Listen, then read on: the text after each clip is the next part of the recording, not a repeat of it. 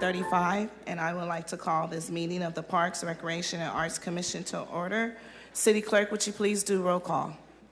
Commissioner Soto. Present. Commissioner Ward. Present. Commissioner Kucharski, absent.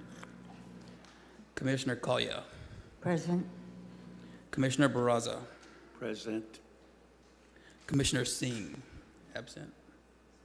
Commissioner Miller. Present. Vice Chair Dolan. Here. Chair McCoy. Present. We have a quorum. Thank you. We will now begin with the Pledge of Allegiance. Will everyone please stand? Ready, salute.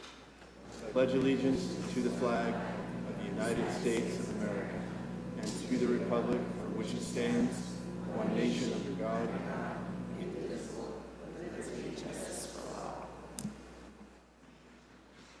Before we start with the approval of the agenda, I would like to give Jennifer a couple of minutes to introduce our new commissioner. Good evening, Commissioners. I'm Jennifer Reese, Deputy City Manager, and I am here on behalf of the administration tonight. I'm happy to introduce and welcome on behalf of the Mayor and City Manager's Office our new Pratt Commissioner, Rose Collier. Rose is a Fresno native who attended Roosevelt High School, Fresno City College, and Fresno Pacific University, where she obtained her degree in music and worked as a music teacher for 22 years. She is a District 5 resident currently, and she was also the administrator of Warner's Theater, where she produced shows and oversaw restoration projects for the theater. And she's also served on various boards within the city, including the Fresno Historical Society and Fresno Arts Council. Welcome, Rose, and thank you for your service on the commission. Thank you. Welcome. Do my best. We will now start with the approval of the agenda. City Clerk, are there any changes or proposed changes to the agenda? There are no changes. Is there a motion to approve the agenda? So moved. Thank you, Vice Chair. Is there a second? I'll second. Thank you, Commissioner Miller. All in favor say aye. Aye. All opposed say no. This item is approved. We will now move on to unscheduled communication. Would any member of the public like to speak on any issue within the jurisdiction of this commission? You will have up to 3 minutes. As a reminder, if you would like to comment on a scheduled workshop and discussion items, now is the time to make those comments. If you would like to make a comment regarding any of the scheduled hearings, comments will be taken when each item is called. I have a Melinda Salcido.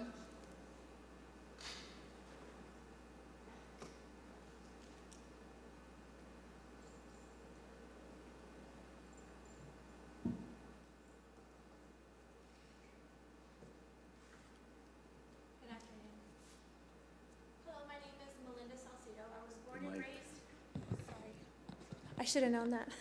Sorry. I was born and raised in Southeast Fresno. I'm a Roosevelt High School Rough Rider and a Fresno State Bulldog. In 1999, I moved to Los Angeles to pursue my musical career, sharing stages, collaborating on albums, vocal coaching, and adjudicating nationwide for festivals and competitions, and forming relationships with high-profile professionals in the industry. All these experiences gave me the opportunity to earn the right and honor of saying that I am a multi-Grammy award-winning artist from Southeast Fresno, California. Remembering where you are from is vital, and this is why I returned to my hometown to give back to my community. I am now the executive director and music director at Sam Academy, where we provide at-risk youth the opportunity to learn art and music. And I just wanted to go ahead and show this because this is something I'm very proud of. This is what Roosevelt High School got me right here, had it not been for Roosevelt in Southeast Fresno. Thank you. When I heard District 5 was only receiving 3% of Measure P, I thought to myself, wow. In my humble opinion, and with all due respect, maybe this might be a huge mistake. I don't think I need to explain the importance of cultural arts in the community, but Southeast Fresno, as diverse as it is important that each of our cultures is proudly represented through the arts. Our vision for Southeast Fresno is to have an academy for cultural arts, multicultural arts.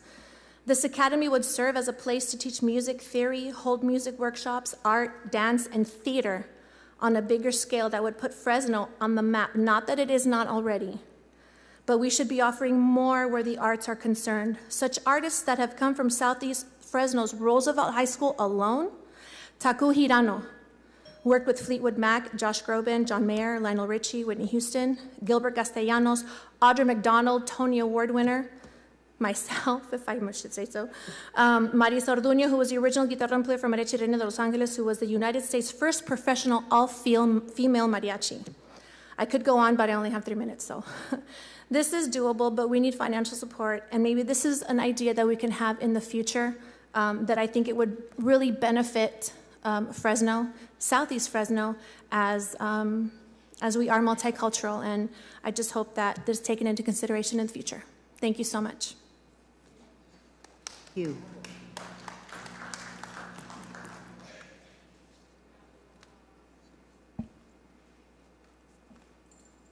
There are no speakers online.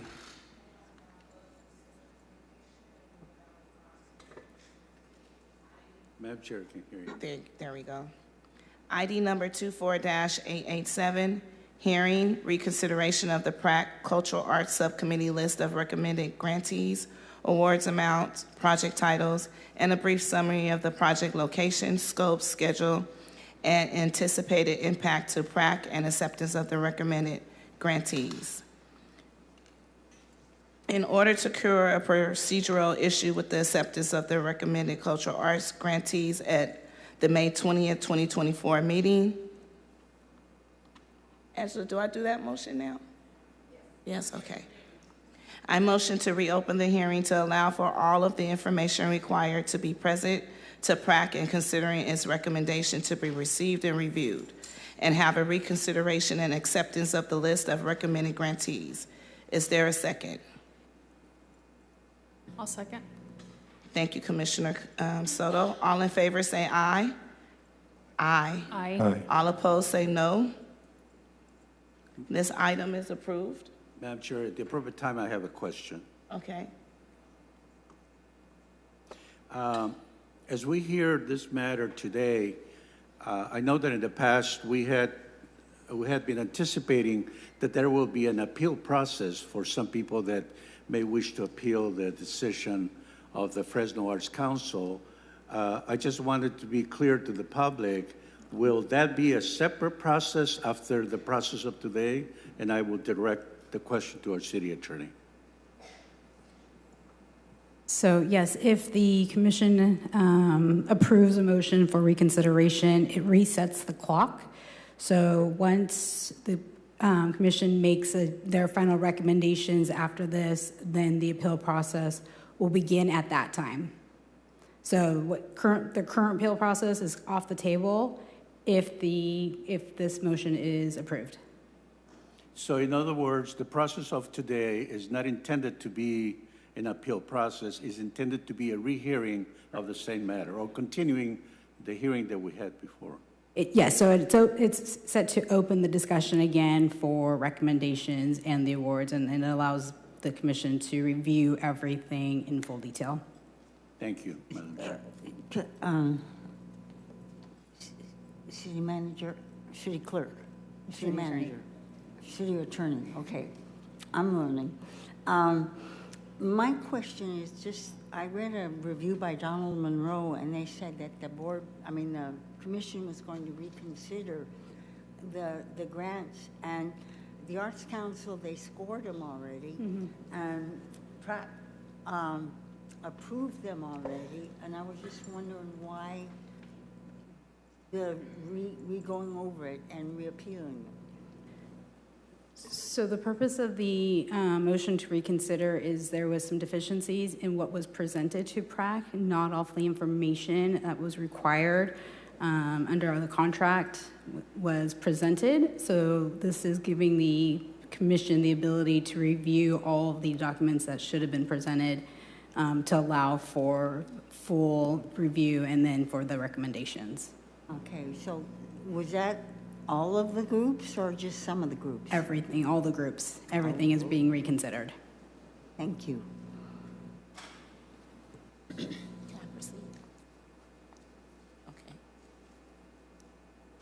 Would any member of the public like to provide a comment regarding this item? You will have up to 3 minutes, and I do have some cards up here. The first person I will call to the podium is Hugo Morales.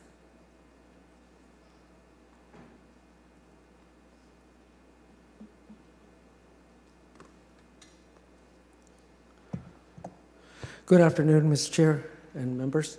My name is Hugo Morales. I am the co-director and the founder of Radio Bilingüe, a Fresno Latino community radio station and cultural advocate. Equity is in the cultural plan adopted by this body. The cultural plan clearly notes the demographics of our city as part of the cultural plan. This includes the ethnicity of our city. That should be reflected in the grant application, the application process, and the grading of each application. The demographics of the audience of the art event to be funded should be stated in each application and graded in the proposal evaluation by the panel. This was one of the many recommendations that ACTA, the Alliance for California Traditional Arts, and Radio Bilingüe spoke about and made to this body. Had that been adopted in this way, this would be a different conversation today. Thank you. Thank you. Next person up will be Elliot Balch. Thank you, Madam Chair and Commissioners. Elliot Balch with the Downtown Fresno Partnership. Good to be with you. We at the Downtown Fresno Partnership are always busy serving our community. And last year we put on 30 events in downtown in 2023 that drew over 40,000 people to downtown. Just as special, we hold the responsibility to help other organizers, and last year we helped them put on 35 events in our downtown. All of our work is collaborative. But because of the nature of our experience, the nature of our capacity, it's common that we take an operational role, including a fiscal role. With that in mind, we participated early last year, in the cultural arts guideline creation process, and then prepared 6 proposals with collaboration and support from many different downtown business owners, property owners, organizations, and individuals. We submitted these proposals, but then were told that only 1 proposal was allowed per applicant. To date, no one's been able to point out where it says that in the guidelines, because it doesn't. All 6 were eligible applications and should have received some form of consideration. Instead, they were not even reviewed, and the Commission, perhaps in line with today's reconsideration, was not even made aware of their existence when deciding on grants to make. There's 2 problems I see. One's at the community level and one's at the procedural level. Community level, meaning that there's missed opportunities embedded in these proposals for impact, for richness, for problem solving. Kind of the biggest example, we proposed to work with the city to properly, comprehensively manage the street fair, known now as Art Hop along Fulton Street. In talking to our partners at the police department, we're concerned actually about the impacts of the lack of structure. And we see opportunities to incorporate more of the arts in the street fair that occurs on First Thursdays. We want to make it safe, fun, and orderly while expanding the presence of the arts. And it's been a bit of cognitive dissonance in the last couple of weeks as we've been meeting with probably 12+ different agencies and organizations and people to try to figure out how to fund that and do that, while in this process the proposal to do it has been summarily rejected from consideration. There's 4 other proposals I could talk through in terms of expanding the arts in our downtown, and we had great data about the audience that we serve supporting those proposals. Procedurally, who knows where the right process might have led. I know well enough not to bet on 100% success always, but there's a difference between being considered and not chosen and not even being excluded from consideration right out of the gate. The first one is a discretionary decision, which is your all's job as the commission. The second is a ministerial role, administering the rules. And in this case, the facts are pretty clear about the program guidelines allowing for multiple project applications. There was no limit in the FAQ. Thank you, Elliot. There's no ambiguity. And so this was a discretionary decision made by the ministerial. Thank you. Next speaker, Johannes Regener. I'm sorry if I butchered your name. Thank you very much. My name is Johannes Reinders. I have approximately 4 years of grant writing experience for California nonprofits, school districts, and municipalities applying for state level and federal level grants, many of which were for Parks and Recreation. In all of my experience for applying for grants throughout California, both in the Bay Area and also in the San Joaquin Valley, I've never encountered the objections brought by those asking for appeal. In the many grants that I've applied for Parks and Recreation, if there was ambiguity, and there often is, you can only put so much information in a long document, we would contact the grant administrator. And in my volunteer grant writing for this grant in this cycle, we did that. When there was ambiguity regarding the required documents, we contacted the Fresno Arts Council and answers were given. And they pointed to the exact items for clarity.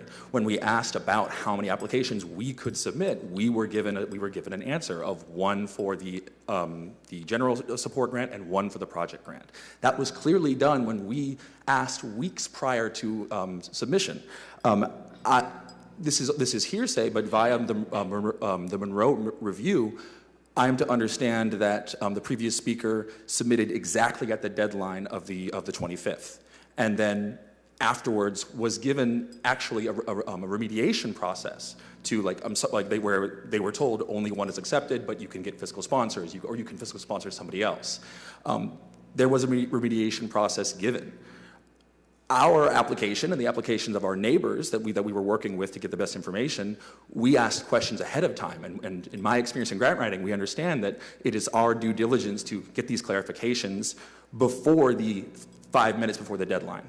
And so that's troubling for the much smaller businesses, the businesses that are not like organizations that have a $800,000 operating budget, who rely on grants like this to survive. It is their due diligence in which they did to get the best information. Moreover, on my own questions, page 11 of 25 of the project-specific grants, project-specific grants are available to nonprofit arts and cultural organizations, nonprofit organizations that support and expand access to arts and cultural programming, and projects under an eligible fiscal sponsor may apply for projects between $2,000 and $200,000.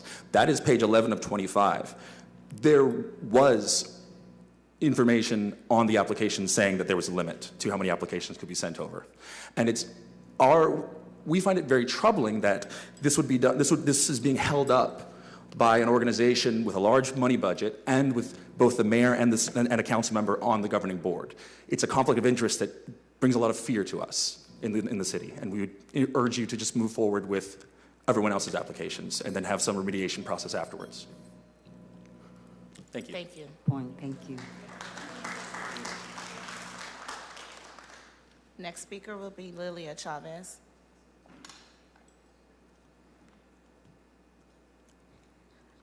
I'll be very brief at this point. Thank you, Chair McCoy and members of the commission. I first want to apologize. It appears that I did leave out a bit of information that you should have received. And so, for that reason, we're here.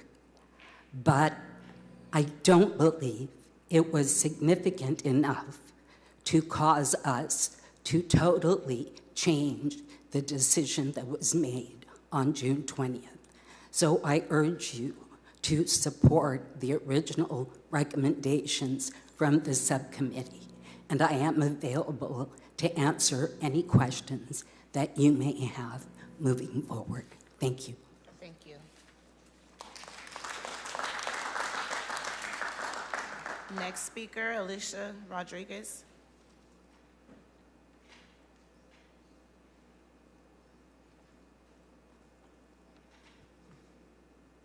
Good evening. I'm Alicia Rodriguez. I run the Labyrinth Art Collective in the Tower District. We did submit for a couple grants and we're on the intent to award list. We worked really hard, volunteer staff, limited resources.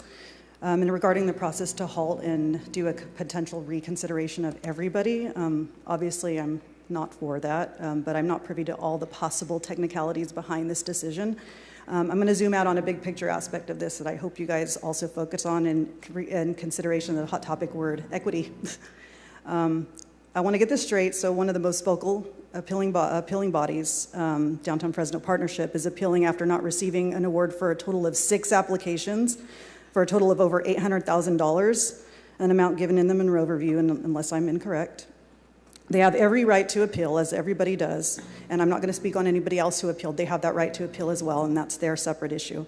But when we look at the facts, this is a sizable organization, pretty well resourced, and as has been mentioned before, they happen to have both the Fresno City Mayor and City Council member on the board. And I can't speak for the other applicants who also did get the intent to award, but I know they may have resources to wait a halt like this. Not all of us do. This is a big impact, and we have other, we look into other means of funding. But for smaller, volunteer-run, limited-resourced organizations, this is a big blow. So we've already made our case in our grant application for why we should receive these funds, and we got a decent score. But just to quickly summarize, we're a small art collective and community space. We run a wide variety of events ranging from $0 to $25, meaning we operate as a third space a lot of the time. I grew up in Southeast Fresno, born and raised. I operate in Tower District. Our board is very diverse. We serve our communities. I'm having trouble with the equity argument as a whole. I'm sure there are aspects that can be pointed out for certain parties, and I think there's refining that can be done over the years, but I'm at 2 minutes, I believe. Yes. Okay. But I don't think this is enough to give punitive action to everybody who's already received the intent to award. I think that's kind of disproportionate to the technical issues that could be refined for future years. I'll just speak plainly. Fresno's reputation for having talent but not resourcing it and supporting it is kind of dismal. I want to be proud of our city. I've lived away and I've come back. I am proud of our city. The whole point of this grant was to expand access to arts and culture. And many of the potential awardees, I know some of them personally, we do serve marginalized groups. We do, the grant asked diversity and equity questions. That was built into the grant questions. We supplied substantiation for that. And I just don't see why one entity with a lot of power is holding up potentially all of these entities. There were over 98 applications from different people. So I would hope that you guys consider that in your decision.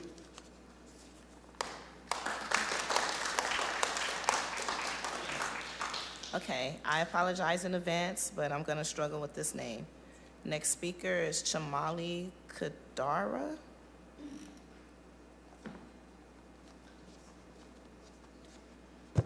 Hello. Good evening, Commissioners. My name is Jumali Kedara. I am the director of traditional Laotian dance group called Natasin Lao Lan Sang. Our group trains youth dancers and offers free public performance in Fresno. This year, we have received invitation and made over 20 performances at events ranging from the Lao New Year to Dancing for Black History Month, the Native American Market, for PACE, the Firm, and more. I am here today to request information about the appeal I filed with Fresno Art Council expanding access to arts and culture grants. I have asked for details about the review of my application from the Arts Council to better understand why my proposal was not funded. I worked really hard on the proposal and attended public information session. I believe I provided all the required information, and I requested for $35,000 grant from the emerging organization. Project support category was appropriate. This grant request was paid for weekly dance classes I provide to my students, and the performances cost for the group to continue to offer free shows in Fresno through the year. I read the Measure P ordinances and the culture art plans, and I believe my project was strong fit with priorities to expand access to arts to diverse Fresno communities and to serve youth. The only information I have received from the Fresno Art Council was that my score was 3.35 and reviewers' comments questioning budget items that evaluation and impact measurable could be improved, and providing more information. I have asked for the breakdown of scores for each part of the scoring rubric, and well as other information that would help me better understand why I was not funded. The next highest score slated to receive funding was 3.58. by the Neighborhood Workshop. Slated received 80% of its funding request, while mine was 0. This does not seem like a fair allocation process. I was told I would have to make a request for public information to the city, but have not received this information yet. The reviewer comments alone do not provide enough information as a basis for not funding the proposed. I also would like to know whether any of the reviewers were Southeast Asian and Americans, or if they are familiar with Lao traditional arts. Finally, I would like to know what is the timing process for the PRAC to review appeals. It has been very difficult to understand how when these decisions will be made. Thank you for your attention, your service to the community. And this is the parents, and these are some of my students and some of the parents here to support. Thank you. Thank you.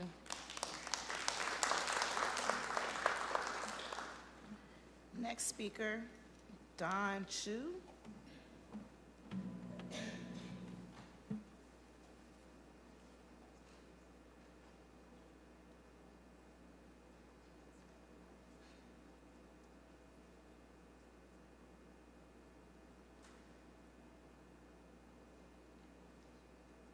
Okay, we're going to move on. Next speaker, Alina Kamasuk.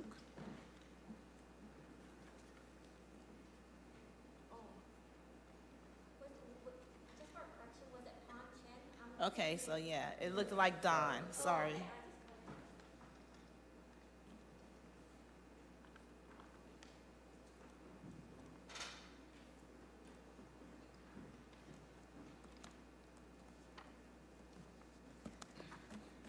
Hello, everyone. My name is Pawn. I'm the mother of one of the dancers here, and I'm here to support the dance teacher and for the importance of preserving the Lao culture. I believe that this is important for our children to know where we come from and to remember our roots, and it's important to have this dance class because this is the only place where they can learn Lao dance. You know, my daughter, she's a dancer where she learns jazz, hip hop, all type of style, and this type of dancing can only come from, you know, like a Lao teacher. So before this dance class, my daughter was not proud to be Lao or different. This class has helped her to meet new friends and to learn about her culture. And our elderly parents, they can no longer help us keep our culture alive. And I think that this is very important for the future of our children. And one of the kids here, I'm so proud of her. Her name is Kanika, and you know, she's one of the dancers, and she is teaching kids her age how to dance. And without, you know, supporting the Lao teacher, we cannot, you know, continue to spread the love of our culture. And so, you know, I hope that whatever appeal process that needs to be done, I hope that you can reconsider the application and to help our teacher, Jumali, to continue to make, you know, the difference. And like she said, you know, our children has been performing all over Fresno, even, you know, to other communities. And her class is open to all community, not just Lao. So, but, you know, we just want our children to be really proud of our culture. You know, we're one of the small groups that are like assimilating to American culture really fast. And a lot of kids, our children are mixed, and they don't really know what Lao culture is. So I hope that, you know, this appeal helped the opportunity for our kids to really be proud of where they come from. Thank you. Thank you.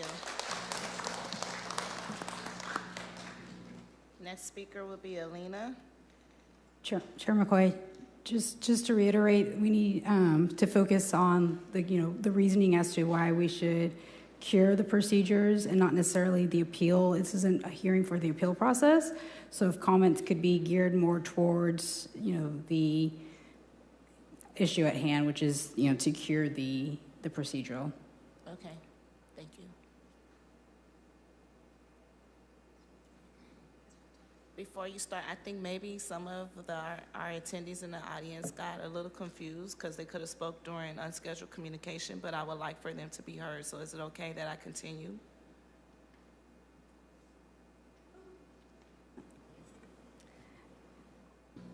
It would probably be best to just keep it on point.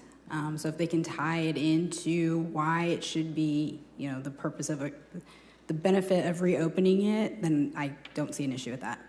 Okay.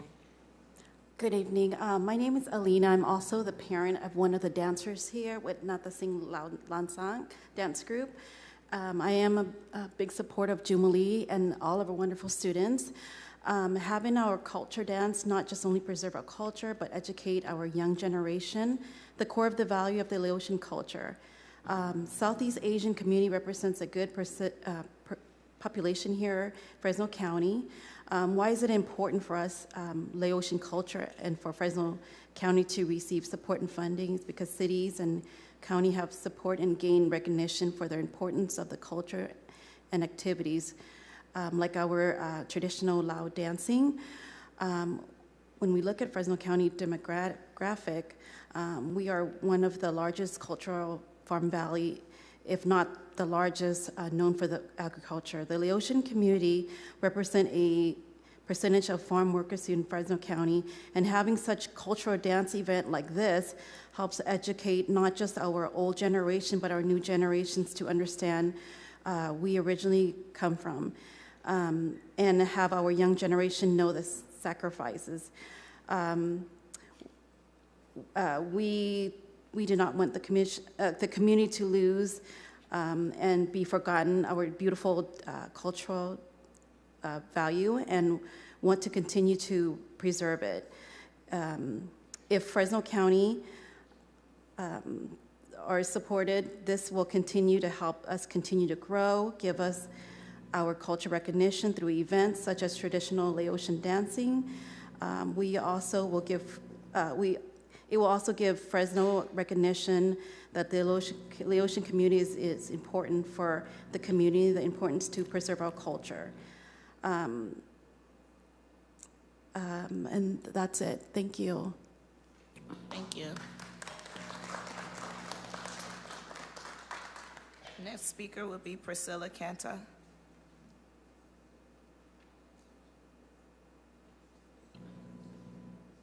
Is Priscilla still here?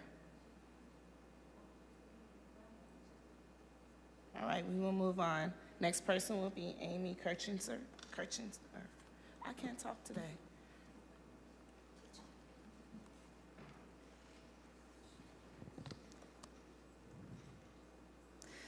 Good evening. My name is Amy Kitchener, Executive Director of the Alliance for California Traditional Arts, or ACTA.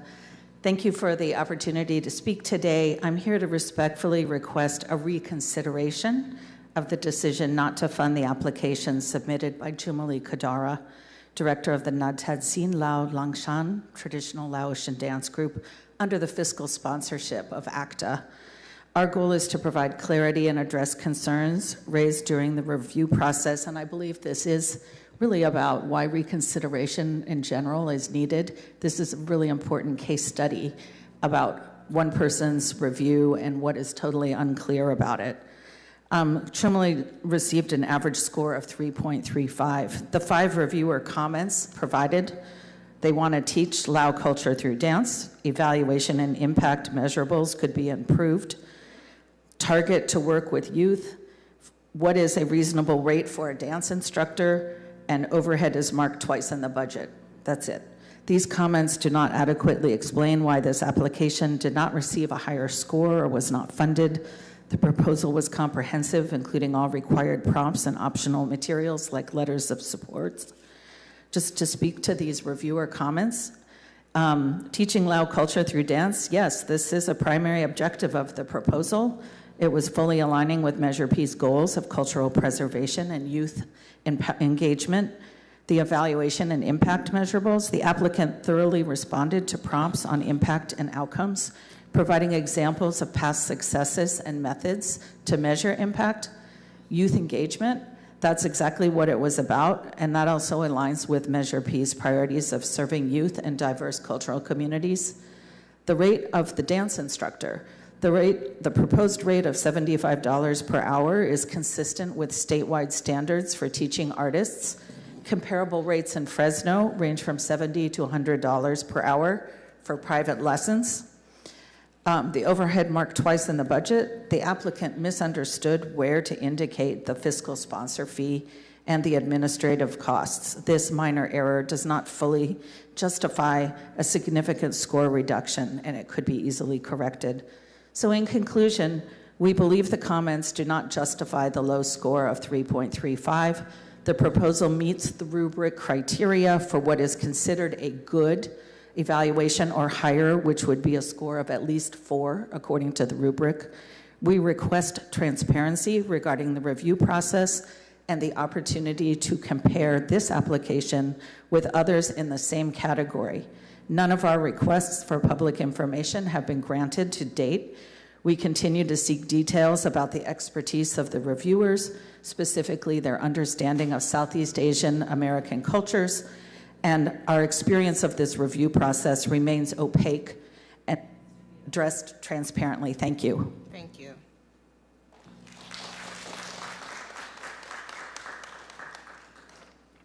Next speaker will be Erm.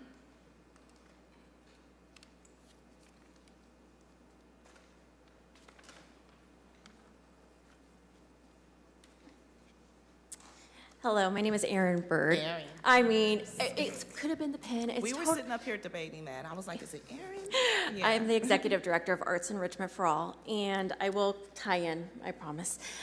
So I have to also agree with some of the other commenters that the Fresno Arts Council was very responsive in helping us with any questions that we had because we were proactive. We came to different events to learn about it, to do what we need to do. Now, while our office is in District 4, we do make an impact across all districts. This year we served almost 9,000 students in our arts education programs. While I am disappointed that we were not recommended for general operating funds, we were recommended for projects specific to continue our mission. We are a smaller nonprofit. We are relatively new. And so we do really, holding up this process really does put a strain on continuing to be employers. You know, we have 15 employees who work for us who are ready to do the next project. But holding up the whole process then takes a toll on them, right? And knowing what the outcome is. I don't know the answer to everything, but what I can say is that we have won grants in the past that have allowed us to do things and really make an impact in our community. And that's what we're all here to do, is to make an impact in our community. I think that holding up this process this is the first go. This is the beta test, right? And so there are things that we're going to learn through this process. Did it go perfectly? No. But does anything ever go perfectly the first go around? Probably not. Right? I'm leaving it up to you guys all together to decide kind of what's best for us to move forward. So I just thank you for that and know that there are organizations that are smaller who are fighting the good fight and just want our community to thrive. It's what we want. And so we hope that you'll consider that. Thank you so much. Thank you.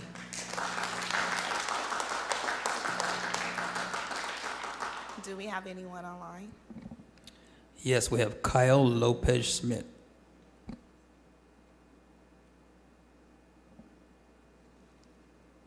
Hello, Commission. This actually is Herman Quinones. Kyle was unable to attend, so I'm attending on his behalf. Kyle is our Executive Director for South Tower Community Land Trust. My role is Community Development Manager. And this is in support of the original recommendations that the Intent Award for those organizations that receive funding. We want to just call out and name out that our application for the 541 mural project is built on a racial equity lens. In fact, our project is elevating the artists in the community who are BIPOC and also queer. We are hoping that our project is not impeded by any other appeals, and we can move forward. So this is a call to preserve the South Tower Community Land Trust application. That was an Intent Award for $32,000, and we're hoping that the Commission can see that our longstanding commitment to community for racial equity and inclusiveness is upheld. Thank you for your time. There are no more speakers online. Thank you. I will now close public comment. Does any member of the commission have questions or comments regarding this item? Madam Chair, if I may. You have the floor.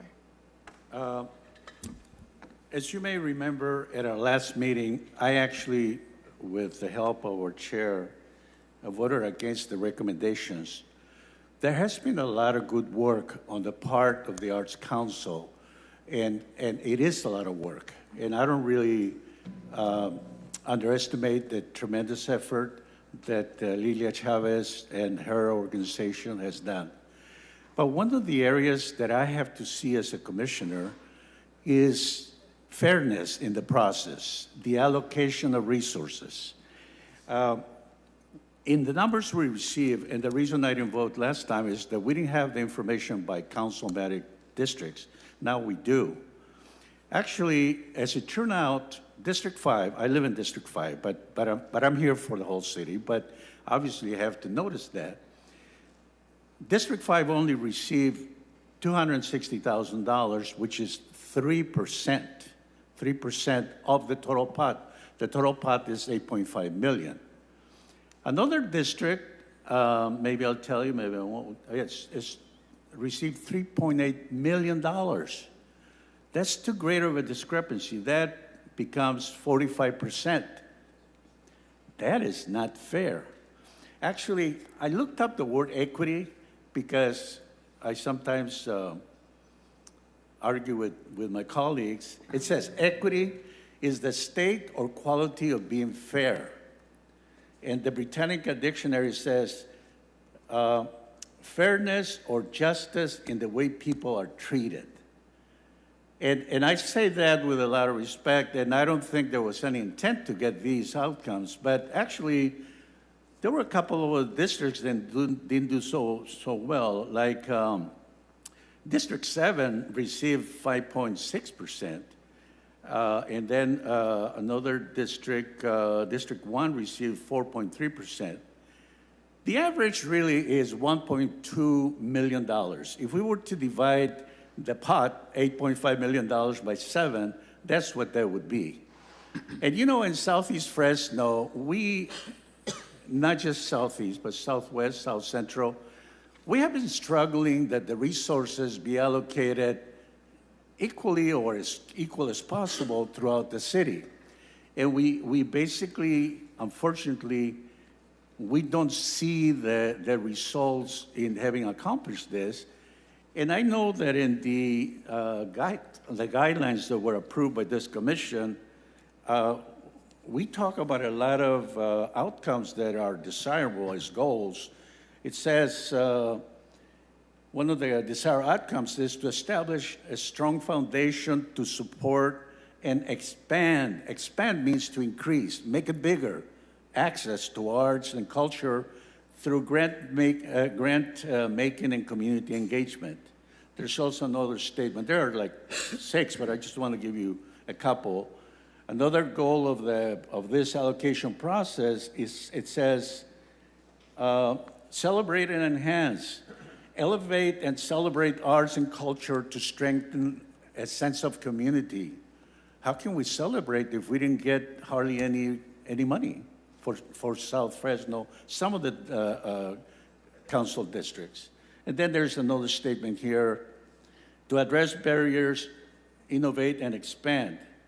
And then it says, expand access to the arts and culture by eliminating barriers and investing in innovation.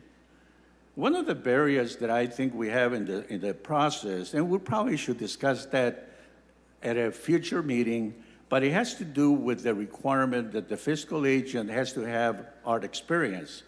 Well, that's gonna keep it in-house. If we're expanding the participation of folks in the arts, we gotta make it easy for people to participate in the arts, not create what I consider to be obstacles. And that may be necessary, but there are other ways to have fiscal controls if that's the purpose of having that requirement there. that's just one item that I see it as an obstacle, and because I heard it from members of the community where I live. I think this is a very exciting time because a lot of money is being invested in the arts. And like I said, I mean, I see a lot of benefit, but I also have to be mindful of the fairness of the process to all parts of our city. Some of us don't live in North Fresno. We live in Southeast, Southwest, or South Central, and we need the same amenities that we have in North Fresno in our part of town. We also pay taxes, especially this tax. Every time you go to the store, they make a little deduction. They don't ask you, they just charge you. We are all contributing to the generation of money for the arts and culture, and that's wonderful, and we want to. And you know, I don't have any, I see major allocations to the Philharmonic or orchestra, a lot of other groups. I respect those groups. They do their cultural duty in our community, and they deserve to be part of this, and I welcome them. This is not about us versus them, but it's more about spreading the benefits of this allocation to all parts of our city. That's an observation that I wanted to make, that I think is important, and I don't know how the rest of the commissioners feel, but there may be a way of finding a way to be fair to everybody, spread the benefit. Thank you. Madam Chair, may I speak? Yes. One of the things that came to my mind was how we measure things. Like, for example, the creation of the rubric, how was that done? And to ask to that one young lady that said, are there any Southeast Asians on this committee? That's a good question. In measurement, how many arts groups are there in Southeast Fresno? How many arts groups are in each district? And what kind of art group are they? I mean, the Philharmonic has a much larger budget than some other groups. So how do you address that? And not only budget, but you know, you're dealing with a lot of union employees, you're dealing with union stagehands, you're dealing with all that adds a lot of money to the costs. And some people can work leaner and meaner, but I think part of what we're looking at is how we measure this across the districts. And I don't know if we have an inventory of all the different arts groups by district. I don't know if there's a database of that, but that could help us look at measuring that quality that you're looking for. Just a thought. Does that make sense? May I add just something? Absolutely. I just wanted to thank Melinda Salcido, who made a presentation today. And I'd like to see younger people come in and tell us of what's happening in the community, because she is a graduate of Roseville High, a professional singer. She sang the national anthem at an event we had in our community. And she shared with all of you the talent we have in Southeast Fresno. But we have to work together so resources that are available come to the community, and members of the community as herself. She says, I want to give back to my community. I want to be there and teach. She is director of a cultural arts center and wants to come to Southeast Fresno if we provide resources to do it. And that's awesome. So thank you, Melinda, for joining us today. Okay. Thank you, Madam Chair. Commissioner Miller? Would it be appropriate for me to ask a couple questions to Ms. Chavez? I have a couple. One, would you briefly describe the process that existed and who the people on the panels were, just in broad strokes? Secondly, would it have even been possible to award, based on the applications, equal percentages to different council districts? My understanding is that District 5 there just weren't any very many applications that came in from District 5. And then furthermore, if a majority of arts organizations are located downtown, would there have been a presumption that, or was there any consideration that the arts organizations located downtown would serve areas outside of District 3? I know that was a lot of questions, but I appreciate the answer. That was a lot. Okay. First, quick overview of the process. Applications were received. As I presented to you, 137 applications were received. They were reviewed first for completeness and for eligibility. Once that was determined, we reached out to organizations that were deficient in some areas that could easily be rectified, and we allowed them to resubmit those things that might have been missing. We then forwarded that to adjudication panels. Adjudication panels were made up of individuals who applied. They applied to be adjudicators. We tried to match up adjudicators with the kinds of applications that we received. And if they had expertise in a particular discipline or a particular art form, we did try to put them on panels that had applications of that type. It's not possible to have someone from every discipline or every ethnic group on every panel, but when possible, we did make that match. Once that was completed, the scores were collected and all the rankings were presented to the subcommittee. The subcommittee then reviewed not the applications, but the scores and the projects, and they determined the distribution of funding. The question, is it possible to distribute funds to every council district equitably or equally? It's not an issue of equity, it's an issue of equal.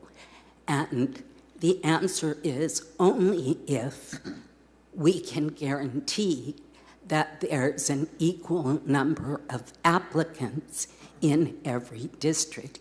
That did not occur for this process. So in the issue of District 5, there were only 4 applicants. So it wasn't possible to award more funds there, even if all 4 applications would have been stellar. We still would have only had 4. So part of this process is based on applicants. Now, I'm trying to remember your last question, Scott, but... My last question was, of the applications that were recommended for funding, are there a number of them in District 3 that serve citywide populations? Yes, the largest funded district was District 3, and that shouldn't surprise anyone. That is downtown. That is also where we have our cultural arts district. It includes a large part of where arts activities and arts businesses exist. So many of the organizations that are within that district serve the entire city. I was sharing with someone today that it takes us 15 minutes to get across our city, not too long. So many organizations, if they exist in Southeast Fresno, which I know one of the groups that was funded does. They serve the entire city. Just because they're in Southeast doesn't mean they only serve Southeast. We have organizations throughout the city of Fresno that serve the entire city.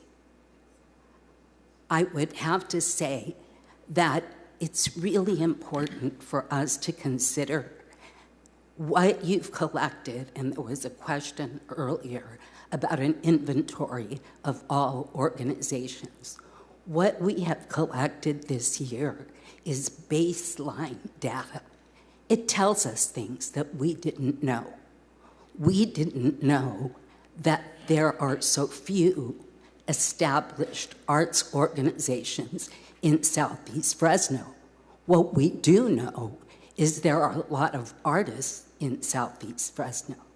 So for our next round of funding, we are going to need to do greater outreach and also assist some of the organizations or some of the artists to form organizations, establish 501c3 arts organizations, and begin documenting their artwork so they'll be eligible for these funds. But we have to provide that kind of technical assistance and support so they can successfully apply.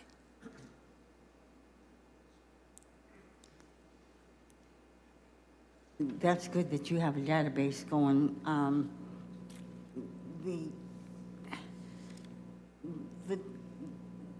You said they should start with 501c3s, but isn't there a process whereby an artist can come under the wing of a nonprofit and do a project? So that option is still there for them.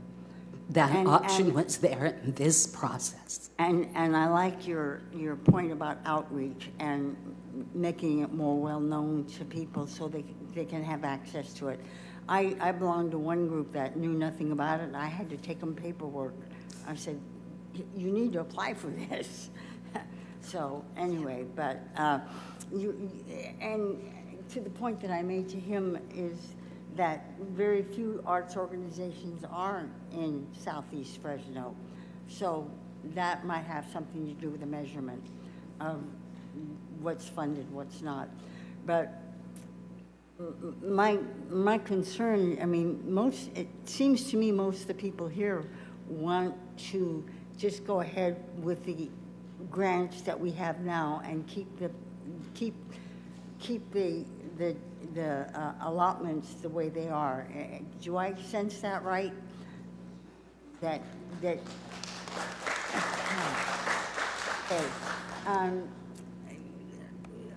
Madam Attorney,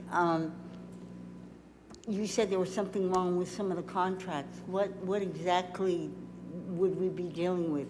And also, second question, for example, this Laotian group that has, I think you're under the wing of that lady, I forgot, under your wing.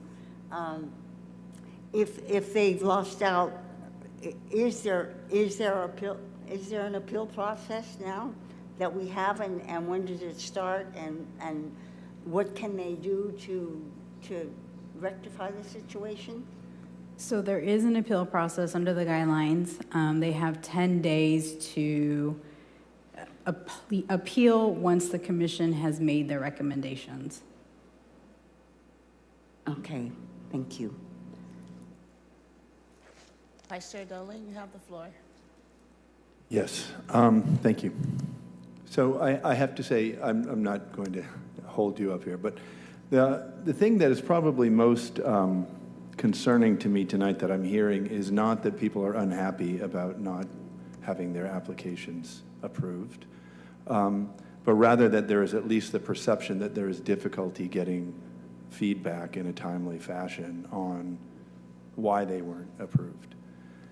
Because I think clearly this is the first year of this, and it is, I think, to be expected that there will be some growing pains and difficulties in this whole process as we figure it out, and you have described the same. But so what is most important is that we see this as a learning opportunity this year for everybody. And that as we go forward, that we're not just encouraging more applicants from different districts, but that we're encouraging good applications from everyone. And part of that, I think, is getting that feedback and not creating or as few hurdles as possible for people to get that feedback.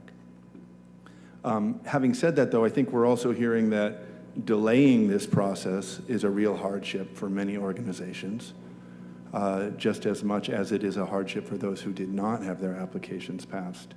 And it's, you know, very clear in any process like this, and it is not to diminish anybody's application or the appropriateness of their response, but we're not going to have 100% happiness in this process. There's always going to be disappointment, and nothing makes everybody happy. And to that extent, you know, we can't be asking here in terms of the equity issue or anything else that the perfect be the enemy of the good in this process when there's so much ahead of us to learn from in this iteration, and knowing that every year will get better and better. So that's my comment. I have a question, sorry, before you sit back down. Some of the applications that were not graded, with the exception of the downtown partnership, which we've kind of heard a little bit about that situation, what were some of the reasons why some of these did not receive a score? Sure.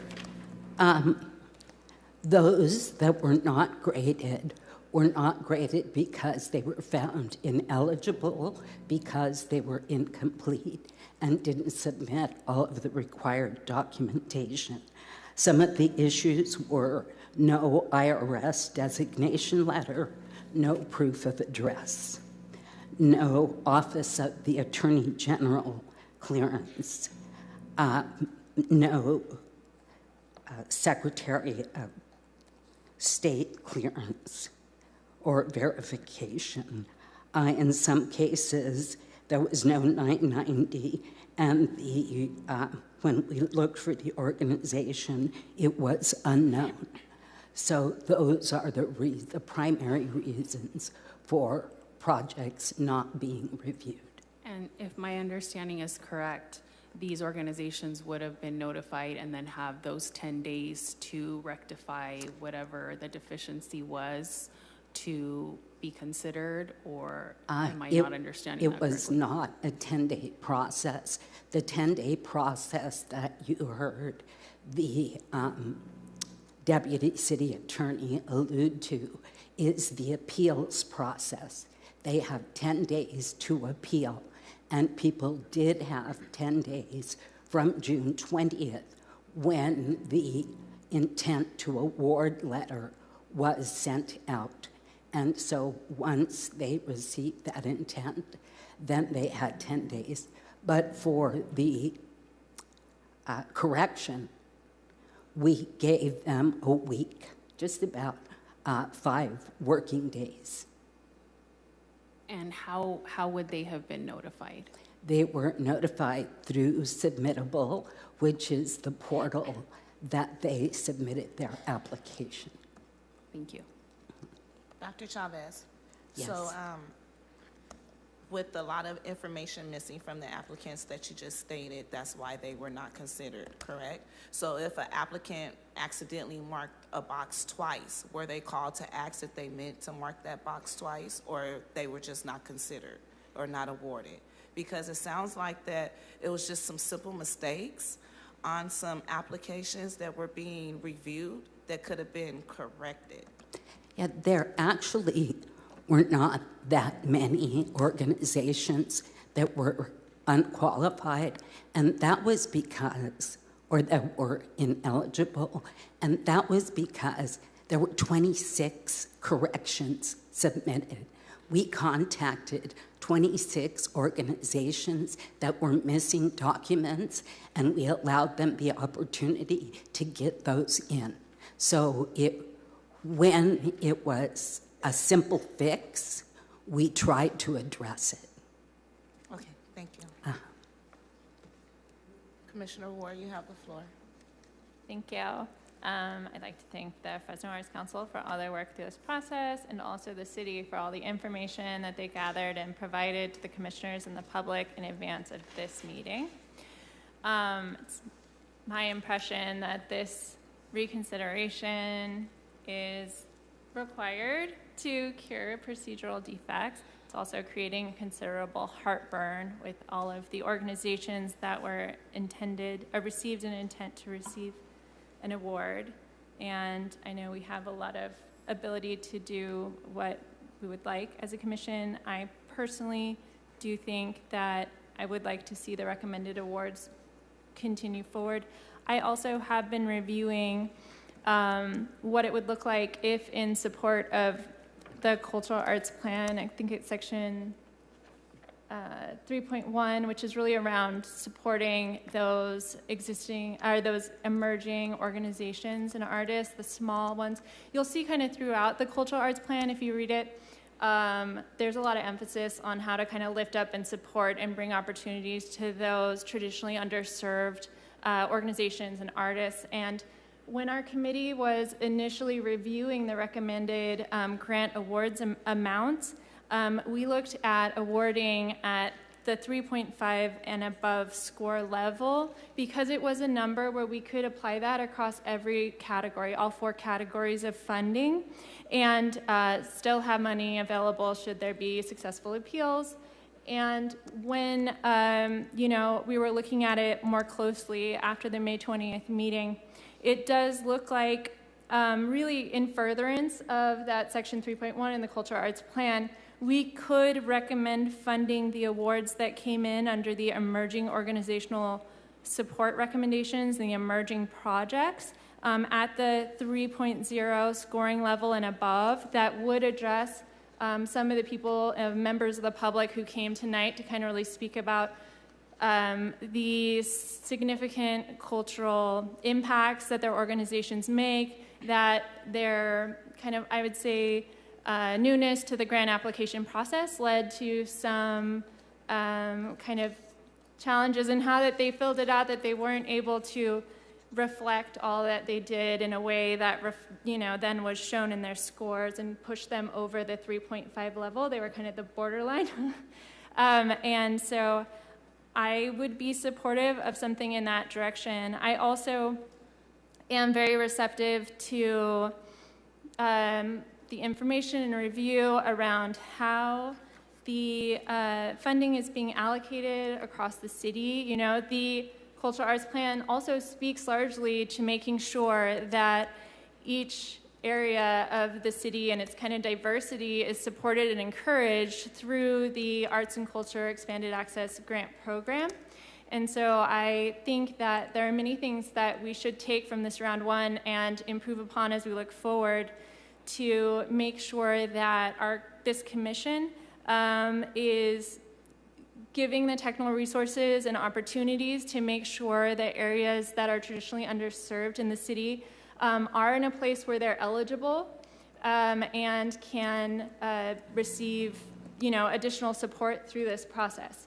So I think we'll probably need, time to develop what does that look like, what's the desired outcome to make sure that the way that what that looks like is phrased or set up is consistent with the transparent and competitive grant process that's required by the ordinance. But I think there's a lot of opportunity there in addition to the technical assistance workshops and other kind of focused efforts to make sure that there is a larger number of applicants from the areas of town where there were fewer applicants in the round one. And then the last thing I want to speak on is the item of whether or not the City Council was presented with information about organizations being able to apply more than one time or one time in each category or only one time overall. And so I went back and watched the City Council public comment from the December 7th, 2023 City Council meeting. And I spoke at 58 minutes and 37 seconds. And I was in favor of allowing organizations to apply in each category. And my primary concern was the small organizations, the fact that when you map out the arts and culture organizations throughout the city of Fresno that are registered with the IRS and in good standing with the Attorney General and all those things that make you eligible for this, that many are so small. And I was concerned that with the impacts of COVID, that it was very important that we allow those organizations, at least, the opportunity to apply for both types of grant funding, which is anticipated by the, by the ordinance. Then at 1 hour and 9 minutes, Hugo Morales, who's here tonight, he spoke out and he said that really applying only in one category is going to help make sure these limited funds reach more organizations, you know, and the concern was that not enough organizations or arts and culture individuals working through fiscal sponsors would be able to reach the limited funding available each year. Then at 1 hour and 12 minutes, Mr. Lopez, who's with Radio Bilingüe, spoke in Spanish, also to say that there should only be allowing an application in one category. And this will allow more organizations to obtain funds, and if you apply both, it's double dipping.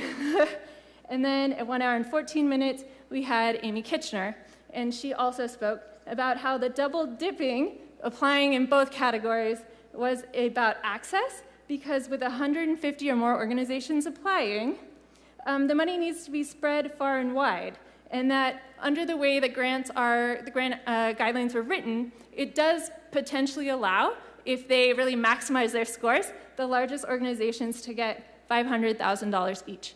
And in most years, we're anticipating only $5 million to be available. And so for that reason, she thought it was more fair from an equity standpoint and access standpoint to allow only one application from each applicant and not to apply, allow them to apply in both. So from my perspective, that is something that was discussed. It came before this commission multiple times. It also came in front of City Council, and it was presented when City Council was reviewing the grant guidelines because they were being asked to consider whether or not to make changes or whether or not to adopt them the way they were written.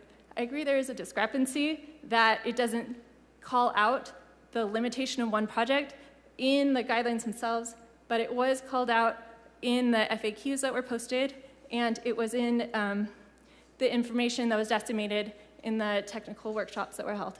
Thank you.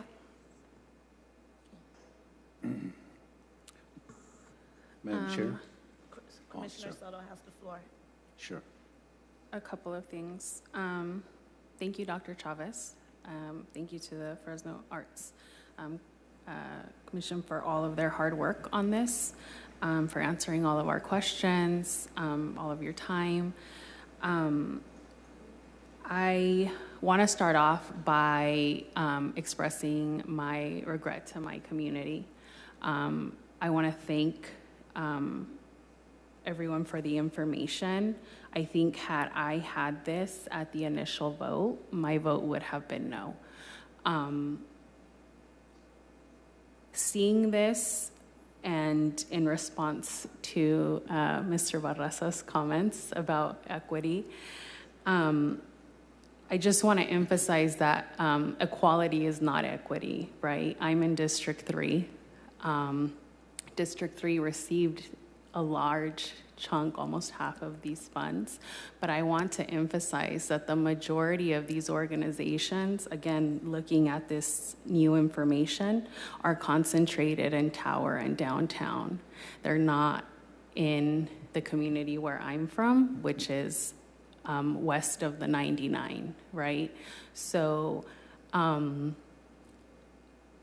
as a resident of District 3, it makes me kind of sick, to be perfectly honest, because I feel like our community is used as a poster child many times for the need and to secure grants and funding for all of these great things, but ultimately the people in my community will never see the fruit of that.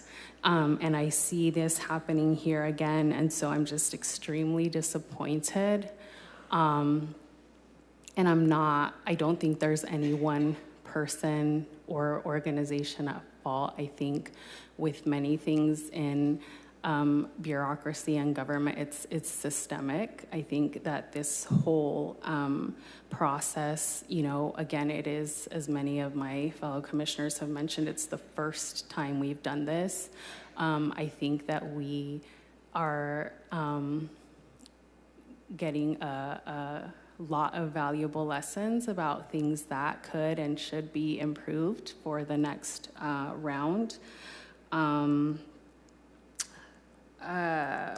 So yeah, I just want to express my disappointment and to apologize to my community in particular for the way I voted. I should have informed myself better, and I wish I would have held off until we had all of this information to make a decision. I can appreciate the feedback, and I just want to thank every person that spoke. And thank you for all of the wonderful work that you're doing in the community. I think it needs to be more accessible, this process, to a lot of the organizations that are out with boots on the ground, that don't have the support of administrators and grant writers and all of these things, organizations that are in my community. I want to give a special shout out to Alley in the Valley, which does a lot of work in downtown, but also does events in West Fresno, one of which I was privileged enough to attend this weekend. They did not have a fiscal sponsor. This process was very inaccessible to a lot of folks. And so I think, again, that's something that I would like to see us change going forward. But my point is, I can appreciate a lot of these small organizations, how much this money means to them. And so I would like to find a way for us to be able to work on still keeping that commitment that we've made. But I do not want to see it be at the expense of people from my community and similar communities that did not have the access to these resources. So I think definitely transparency is another thing, because again, I think had I had this information, I would have likely voted differently. One theme that I keep hearing over and over every time we meet about different things is outreach. We need to get to the community. It's not enough to get to these nonprofits, and we need to get to the folks that are out there. So again, shouting out Alley in the Valley, they have events happening currently for the summer at Kearney Triangle Park every first and last Saturday. I think that would be a great opportunity for us to get in touch with community. I think we need to be out there talking to these organizations and individuals that are doing this out of their passion and commitment, and not because they're trying to specifically get grant funding or be 501c3 necessarily. Like, they're doing it because it's their passion, and I know this again was not accessible to a lot of those folks. So I'm really fairly new here to the commission, but personally I've learned a lot through this process, and so my commitment is just to educate myself and do whatever I can to be a better representative, and not just to my community, but to the city of Fresno as a whole. And so I think it would be fair to, it would only be fair to reopen this process. And I don't know, again, I to figure out a way to, make good on our commitment, but also open this up. It's my understanding, we have a substantial amount of funds that were not awarded. So figuring out how, again, we can just make this more equitable and transparent and remove some of these obstacles for folks. So, thank you. Thank you. Before I go to Commissioner Barraza, I just want to say that I agree with a lot of the comments that have been made by our commissioners. But this process that's going on tonight wasn't because of one applicant who is appealing because they had many different applications applied for this funding. This was open because we were not given all the information and the scope of plans and the organizations that have applied for this pot of money. I'm all in favor for revitalizing downtown, but downtown is not Southwest Fresno. That's the community where I'm from. There are a lot of different artists in South Fresno, Southeast Fresno, South Central Fresno, Southwest Fresno, but we tend to be overlooked when it comes to big pots of money like this. We have a lot of hidden talent that's untouched because we don't have the funding. So we're not doing this because we're advocates and we're representing our communities, and we want the best, and we want to see it spread all around town, not just in one district. So that's why this process is taking place, so we can further understand and get the information that was missing when we were presented this the first time. And I will go ahead and give you the floor, Commissioner Barraza. Thank you. Madam Chair, I think something I wanted to mention to Lila Chavez that I hope we see in the future is that you used to do, and you still do a very good job of providing technical assistance to folks, especially people that are looking for money, whether it's not necessarily Measure P, state money, federal money, or other resources. But I hope that maybe this commission, through whatever process we have to go through, that we're able to give you resources to go to the community, especially the ones that didn't get any money, or not any money, very little money, that you can help folks that want to open a community arts and cultural center. Give us technical assistance of how to do it and where do we get money to get going. There is an area, I know in Southeast Fresno, where there's a cultural arts district that's being created. And we said in our master plan for the arts that we wanted to promote more cultural districts. So I think that's a vacuum or an area where you could do an even better job of bringing in folks that are being left out. And maybe at this point we feel that we were left out, not totally, but most of us. And then there was a discussion about, well, you didn't apply. Well, yeah, but the outreach effort was, we start pointing fingers, and we don't get anywhere by doing that. It's more about working together. And we have to, moving forward, find ways of enhancing. The word says expanded access. Let's do expanded access to areas that are not getting money, not as much as some other areas. The other two quick things. There's another round of funding. When is that going to happen? There's another pot of money, and if you could, Lita, or whoever knows the answer to that. We have to get through this one first. Okay. So once we get through this one, we actually had intended, we had a timeline and we were prepared for the meeting, for your last meeting,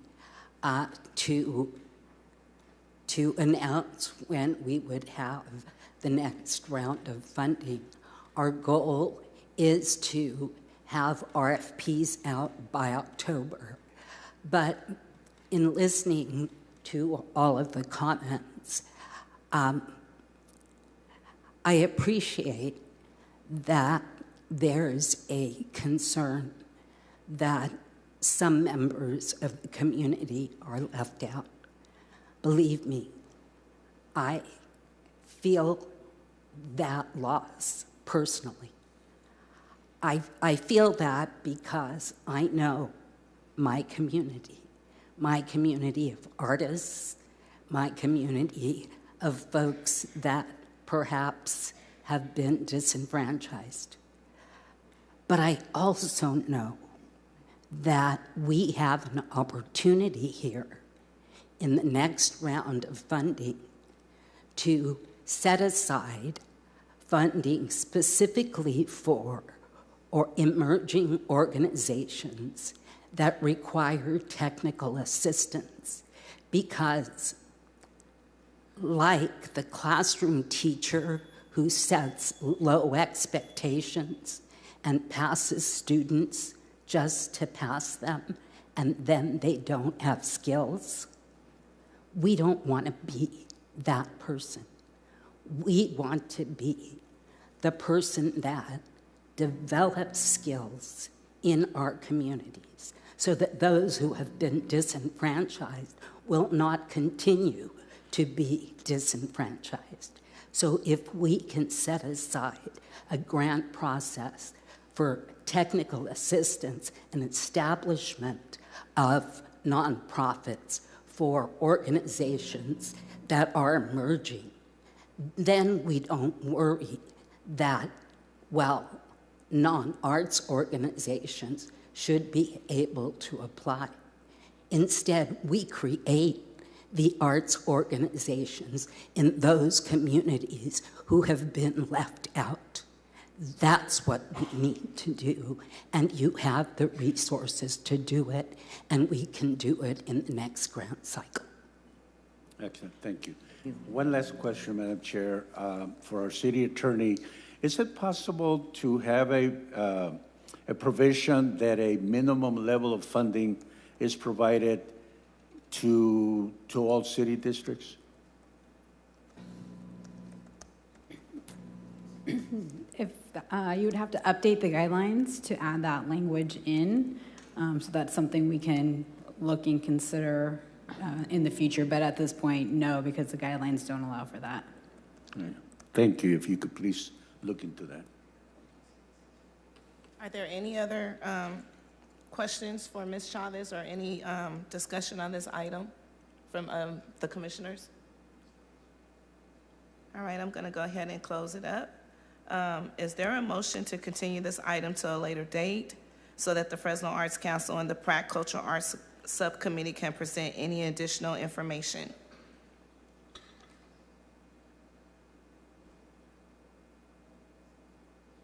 I would move that we would continue this, because there's, as we're creating this cultural arts plan,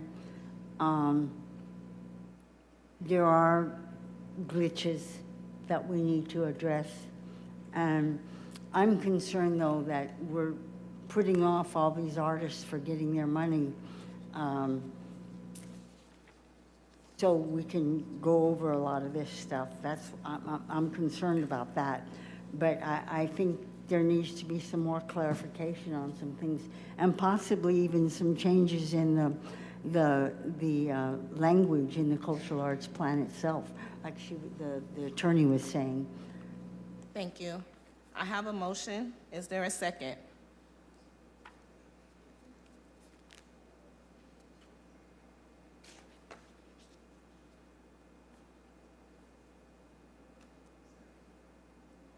So if we were to continue, what I guess, what are we voting to continue? I mean, we So want we're the voting conversation. to continue this at a later date. I think that we all received a lot of information and we reviewed it. We did ask some questions. I think that some questions got answered. We may have some more pressing questions. So I think instead of us trying to rush through a recommendation tonight like we did in the May 20th meeting without having all the information, that we should consider it, to have it considered at a later date so we can make sure that we fully understand what's taking place and how this process goes. Would we be calling a special meeting to continue, or would we resume at our next scheduled meeting? I don't believe it'll be a special meeting, but I will have to refer to our city attorney. So you can bring it back for the next coming meeting, which is in 2 weeks, July 15th, or you can, if you need more time, you can schedule a special meeting later down, the beginning of August, or there's no timeline. It's as long as, the commission needs to make sure that they're fully informed and have all the proper information to make a decision. So you can take these next 2 weeks to review everything, come back, and as a body decide what you want to do at the 15th, or you can schedule a different meeting down the road. I was hoping that we could do it at the next meeting and try to bring it to a conclusion. Thank you. Commissioner Miller has a question. Just a question for clarification. Does this motion withhold temporarily funding for the groups that have been recommended for approval? Yes, unless you vote to recommend the applicants, yes, this will postpone it until you guys actually approve the whatever recommendations. So what I'm proposing is that we put it on our July 15th meeting and we come to a decision and vote on it then, so we will not hold up any funding to the applicants who have been approved. I think tonight we received a lot of information. I'm still reviewing it. I want to thank the city for putting it together, but even with my glasses, I'm still having a hard time reviewing this. So that's why I'm asking as well. But we will be able to give all these people a definite at the next meeting? It could be at the next meeting or it could be a special meeting. It depends on how the commissioners vote on it. Okay. Correct, City Attorney? Because I would not like to drag this out too long. I would like to try to cap it as soon as possible. Yeah, it depends on the majority vote in which direction we go. Okay, sounds good. Aaron, again, Parson, do you have something to say? No, I was just going to say, if you needed it in a different format, let us know. We'd be, even with my glasses, it's small and hard to read. It's very hard to read, yes. So we can provide it electronically, but at the same time, if you need a different format, 11 by 17, we'd be happy to get that to you all. That would be helpful, because I mean, like, way out. I had to come to the city clerk, and I had this one made over here. Wow. Yeah, that would have been good to have. So I have a second. I have a first, but do I have a second? I'll second the motion. Thank you. So all in favor say aye. Aye. Aye. Aye. All opposed say no. No. Okay, so we deadlocked. It was 3 ayes, 3 noes.